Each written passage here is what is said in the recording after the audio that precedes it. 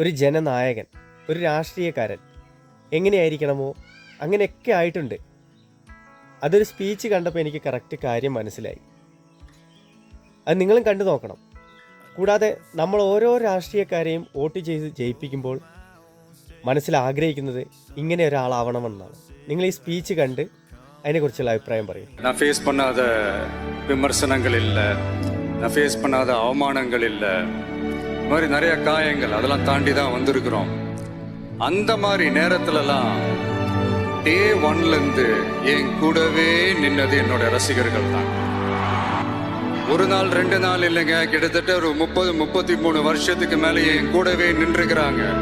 அதனால தான் நான் என்ன டிசைட் பண்ணேன்னா, அடுத்த 30-33 வருஷத்துக்கு அவங்களோட நான் நிற்கிறோம்னு முடிவு பண்ணிட்டேன்.